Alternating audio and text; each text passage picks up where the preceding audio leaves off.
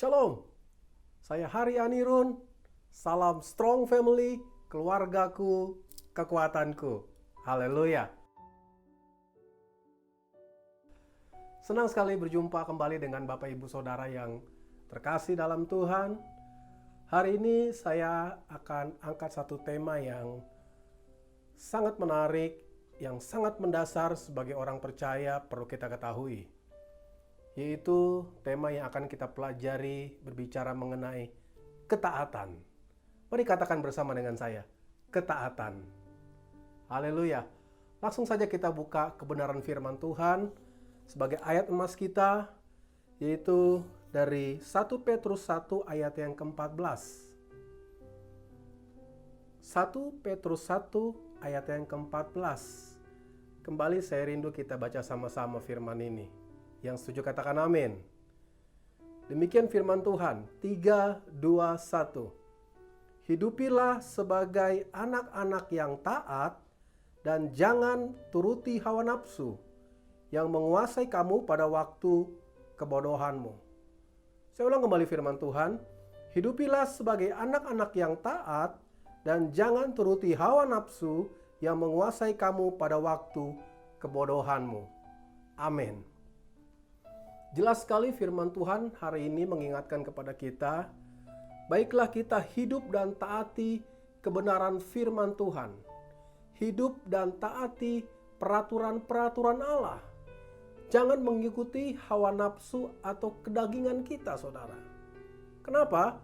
Karena firman Tuhan berkata, waktu saudara dan saya mengikuti hawa nafsu atau kedagingan kita, maka akan banyak kebodohan-kebodohan yang terjadi. Yang setuju katakan amin. Tapi pertanyaan besar buat kita hari ini adalah, kenapa manusia lebih suka tidak taat, lebih suka turuti hawa nafsu, lebih suka mengikuti kebodohan-kebodohan? Padahal mereka tahu waktu mereka lakukan ketiga hal itu, mereka sedang mengikuti kedagingan dan sedang tidak mengikuti peraturan-peraturan Allah. Saudara yang terkasih, ada begitu banyak pelanggaran-pelanggaran yang terjadi kalau saudara pergi ke satu tempat melalui jalan raya. Saudara, setiap pagi kalau saya pergi ke kantor, ada begitu banyak pelanggaran dan kebodohan yang dilakukan oleh begitu banyak manusia, saudara. Apa yang mereka lakukan? Ada begitu banyak motor yang lawan arah, saudara. Saudara, itu ngeri banget, saudara. Itu satu kebodohan yang luar biasa. Dan itu satu tindakan yang membahayakan orang lain. Bahkan kalau saudara lihat ada begitu banyak juga mobil-mobil di jalur-jalur utama yang kemudian karena mereka dengan alasan terburu-buru, mereka masuk jalur busway, saudara. Saudara, saya teringat dengan satu pengalaman dalam pelayanan saya.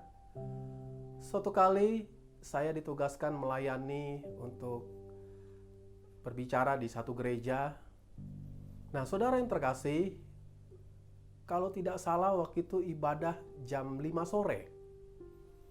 Saya sudah spare waktu jauh-jauh karena saya adalah orang yang paling tidak suka datang terlambat.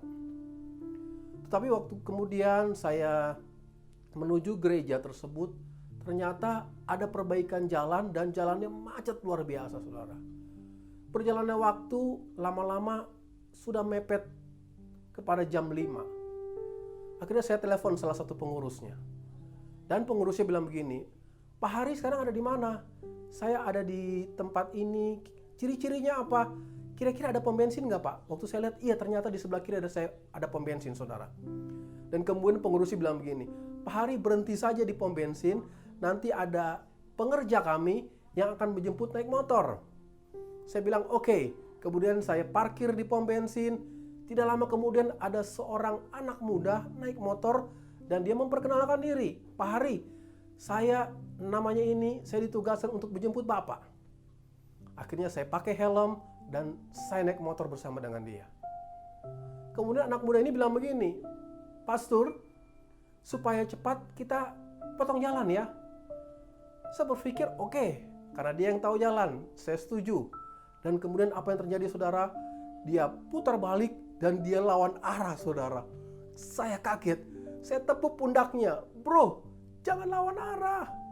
Dia bilang gini, pastor, mohon maaf, tenang aja, dalam nama Yesus.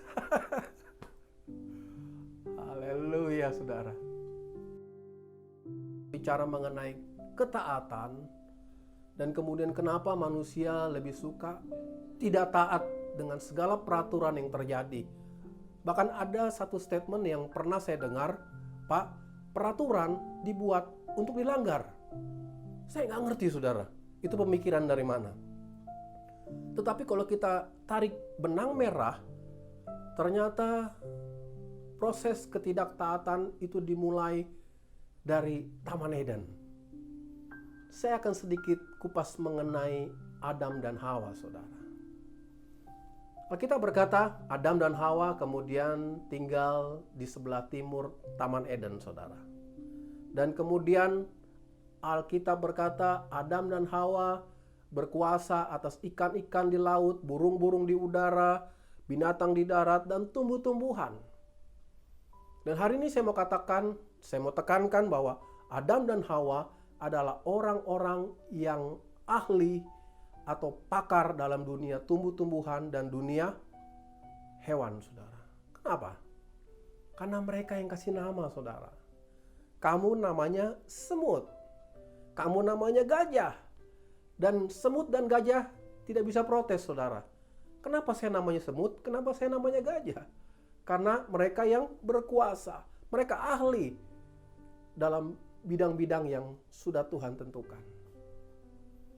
Dan kemudian saudara yang terkasih, kita buka firman Tuhan dalam Kejadian 2 ayat 16 sampai 17.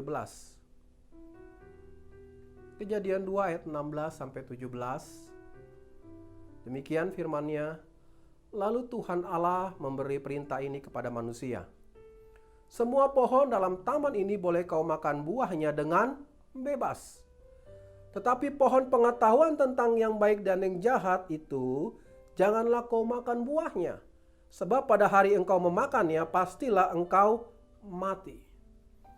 Saudara, Allah memberikan begitu banyak kebebasan kepada Adam dan Hawa. Tetapi dari begitu banyak kebebasan, ada satu peraturan yang Allah berikan.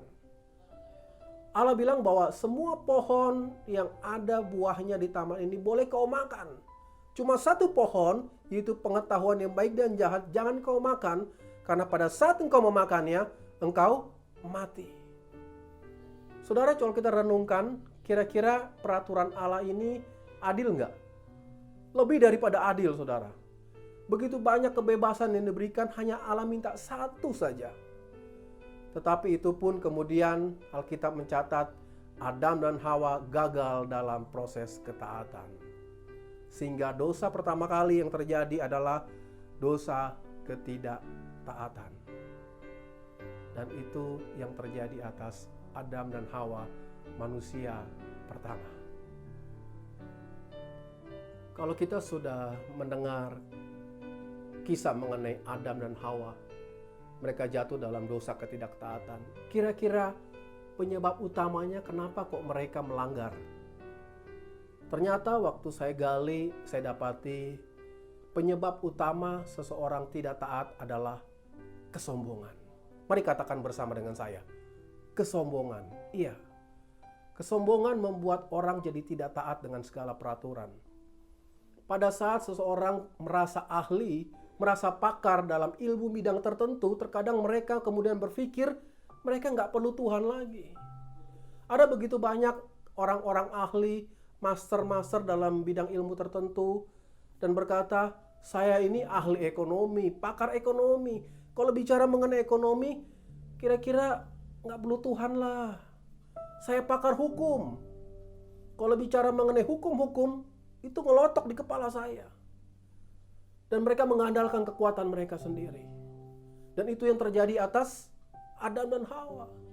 Waktu Allah memberikan perintah dalam Kejadian 2. Tetapi kemudian di Kejadian 3 ini bukti kesombongan daripada Adam dan Hawa. Kita buka ayatnya. Kejadian 3 ayat yang ke-6. Kejadian 3 ayat yang ke-6. Saya akan bacakan buat Bapak Ibu Saudara. Perempuan itu melihat bahwa buah pohon itu baik untuk dimakan. Dia mulai ragu dengan keputusan Tuhan. Dan sedap kelihatannya. Lagi pula pohon itu menarik hati karena memberi pengertian. Waktu Allah memberikan perintah, jangan kau makan buah pohon yang baik dan yang jahat. Dan waktu mereka melihat dari kejauhan, mereka bilang, Tuhan salah. Nggak mungkin waktu aku makan buah ini, aku mati. Kenapa? Karena mereka tahu betul pohon yang beracun, daunnya seperti apa, batangnya seperti apa, buahnya seperti apa. Waktu mereka melihat pohon pengetahuan yang baik dan jahat, mereka bilang, oh ini menarik hati, memberikan pengertian. Nggak mungkin kita mati. Ini nggak beracun. Mereka pakai pikiran mereka. Dan kemudian mereka meragukan setiap perintah-perintah yang sudah Tuhan Allah berikan. Dan mereka makan, mereka petik, mereka jamah, mereka makan, dan mereka jatuh dalam dosa, dan mereka terpisah dari Allah. Demikian pula, ada satu cerita yang mengingatkan saya mengenai sebuah kesombongan, dan itu dialami oleh murid-murid saudara, yang notabene mereka tiap hari mengikuti Yesus, melihat mujizat-mujizat yang Yesus lakukan. Hingga suatu hari ada satu peristiwa yang tercatat di Alkitab. Kita buka Markus 4 ayat 35 dan 36. Kisah mengenai Yesus berkhotbah di atas perahu, saudara. Ayat 35 dikatakan, pada hari itu, waktu hari sudah petang. Yesus berkata kepada mereka, marilah kita bertolak ke seberang. Saudara, waktu itu Yesus memberikan perintahnya jelas. Ayo tinggalkan orang banyak itu, kemudian naik ke perahu, ikut aku. Artinya apa? Komando ada di tangan Yesus. Mungkin saja Yesus yang sebagai nahkoda kapal, atau mungkin hanya murid-murid sebagai nahkoda, tapi Yesus yang memberikan komando. Kita ke kiri, kita ke kanan, dan sebagainya. Tetapi kemudian yang unik di ayat 36, saudara. Demikian firman-Nya, mereka meninggalkan orang banyak itu, lalu bertolak dan membawa Yesus. Saudara garis bawahi, mereka yang bawa Yesus. Beserta dengan mereka dalam perahu di mana Yesus telah duduk, saudara. Saudara yang terkasih dalam Tuhan, kalau kita ingat murid-murid Yesus sebelum mengikut perjalanan Yesus, mereka itu adalah nelayan, saudara. Nah, waktu mereka melihat mujizat demi mujizat yang mereka lakukan, yang Yesus lakukan, sampai suatu saat waktu mereka naik ke atas perahu, tiba-tiba mereka terkaget, seperti tersadar, dan kemudian mereka berkata begini, kalau menyembuhkan orang, Yesus sering lakukan. Menyembuhkan orang buta, kemudian menyembuhkan orang lumpuh, membangkitkan orang mati, itu memang Yesus ahlinya. Tapi kalau bicara mengenai perahu, nanti dulu, kita nelayan. Dan kemudian apa yang terjadi? Mereka suruh Yesus duduk di buritan, dan akhirnya Yesus tertidur. Dan mereka yang ambil alih. Dan apa yang terjadi, saudara? Mereka lewat, menyeberang, mereka lewat tengah danau.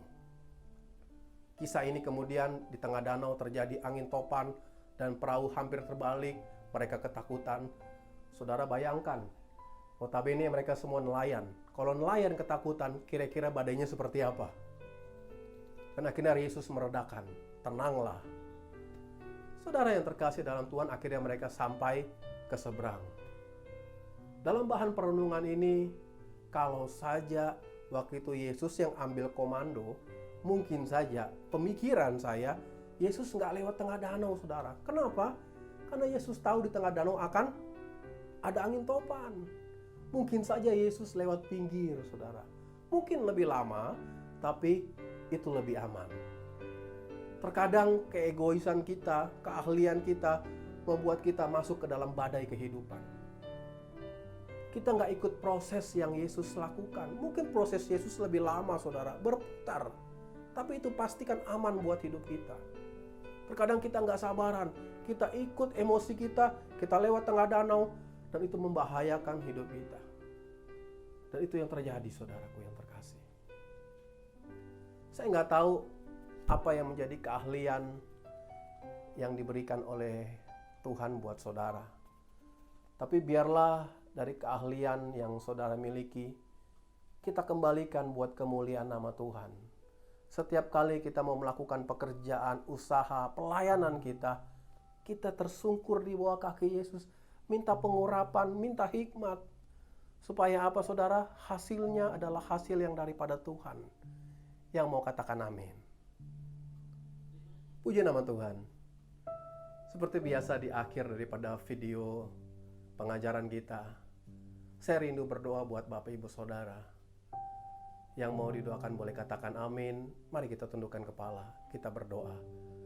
Bapak, terima kasih, bersyukur buat hari ini kembali kami boleh belajar satu tema mengenai ketaatan, Tuhan. Biarlah kami mau, Tuhan, untuk mentaati setiap peraturan-peraturan daripada firman-Mu. Kami tidak mau mengikuti kehendak daripada keinginan daging kami, Tuhan, sehingga hidup kami tidak melalui kebodohan demi kebodohan. Terima kasih Bapa, materaikan firman-Mu, berkati setiap hamba-hamba-Mu yang mendengar dan melihat video ini, Tuhan. Berkati keluarga demi keluarga. Kami mengucap syukur dalam nama Tuhan Yesus. Amin. Puji nama Tuhan. Saya percaya saudara diberkati melalui pengajaran kita hari ini.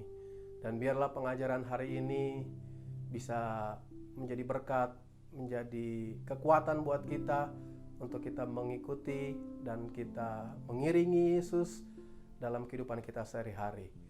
Saya bersyukur, berterima kasih buat kesempatan, buat kesetiaan saudara yang terus mengikuti video-video yang ada. Oleh karena itu, sampai di sini video ini. Sampai ketemu di video-video berikutnya. Tuhan Yesus memberkati. Salam Strong Family, keluargaku, kekuatanku. Shalom.